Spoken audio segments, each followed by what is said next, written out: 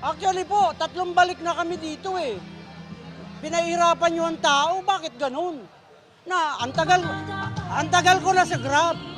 Since 2016, ba't wala ako sa listahan? Tapos pabalik-balikin kami ng ganito. Bakit hindi na lang pinadala sa Gcash? Actually, ang problema yung listahan. Palpak yung listahan nila. Hindi ko alam kung saan nila kinukuha yung listahan. Eh, kung hindi pa tinignan pa nila yung Grab app ko na talagang bumabiyahe ako sa Grab. Nung nakita nila yun, at saka nila pinapasok ako dito, supposed to be 3 beses na, pang-4 na naman pala. Ay hindi na, ayoko na. Simula po nung unang araw, pumunta na kayo. First day ng bigayan, nandito ako, wala yung pangalan ko. 2016, nasa Grab na ako. Bakit ganun? Anong nangyari? Saan ba nila kinuha yung mga listahan?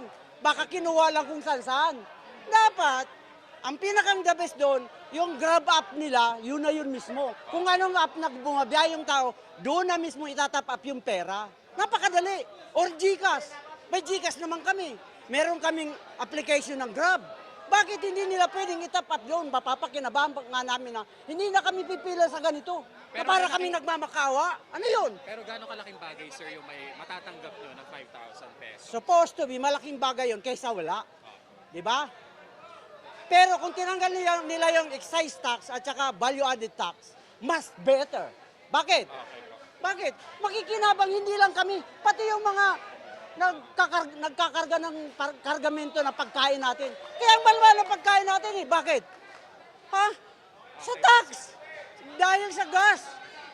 Supposed to be, wag na nilang pahirapan ng tao. Napakasimple. Tanggalin lang nila for the meantime na mahal pa yung gasolina. Ganun lang kasimple. Lahat makikinabang, hindi lang kami. Lahat na mahihirap. Actually, mahihirap lang makikinabang dito eh. Hindi yung mahiyaman. Dahil yung mahiyaman, kayang-kaya nilang dram-dram na bumili ng gas or crudo. Kayang-kaya nila bumili kami. Hindi namin kayang bumili. Kaya supposed to be, ang dapat nilang gawin, simple lang.